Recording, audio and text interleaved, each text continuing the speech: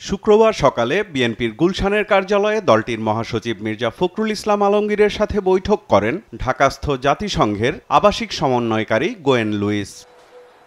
বৈঠকে উপস্থিত ছিলেন দলের স্থায়ী কমিটির সদস্য আমির খসরু মাহমুদ চৌধুরী, বিএনপির সাংগঠনিক সম্পাদক শামা ওবায়েদ ও ঢাকাস্থ জাতিসংঘের মানবাধিকার বিষয়ক বিশেষজ্ঞ হুমা খান।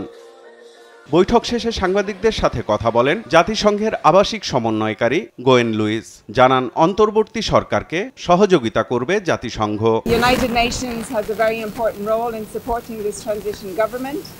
So we're meeting all of our stakeholders and all of the parties involved and all of the civil society organizations to begin conversations about how the UN can support Bangladesh along the path for looking at a new investigation for what happened, path to reconciliation and advancing on our development priorities in the country, and of course supporting until the new transition government can announce elections in the coming months.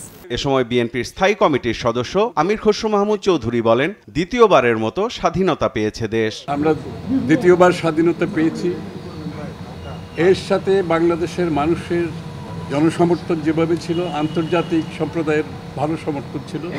বাংলাদেশের উন্নয়ন partner যারা আছে তারা বাংলাদেশের আগামী দিনের ভবিষ্যৎ কী হবে সেটা নিয়ে সকলের মধ্যে একটা দ্বিধাদ্বন্দ্ব ছিল। আজকে সকলের সেই সংখ্যা কেটে গেছে। আমরা সবাই মিলে আগামী দিনে বাংলাদেশ কীভাবে করব, আমাদের পার্টনাররা UN is a major partner এবং তাদের সমর্থন প্রয়োজন আছে এবং তারা সেই সমর্থন দিতে রাজি আছে এবং সবাইকে নিয়ে কাজ করতে রাজি আছে। আমরা সবাই মিলে একটা নতুন বাংলাদেশ করব আগামীতে। অন্তর্বর্তী সরকারের অধীনে নিরপেক্ষ নির্বাচন নিয়ে সন্দেহের কোনো অবকাশ নেই বলেও মন্তব্য করেন আমির খসরু মাহমুদ চৌধুরী। নিরপেক্ষ নির্বাচন নিয়ে তো কারো মনে কোনো সন্দেহ নাই, বাংলাদেশেও নাই, বাইরেও নাই। তো সেটা তো হবেই, সেটা তো হতেই হবে। এই জন্যই তো আজকে বাংলাদেশের আন্দোলন হয়েছে, রক্ত দিয়েছে, তাই না? সাইফুল রিপন, দেশ টিভি, ঢাকা।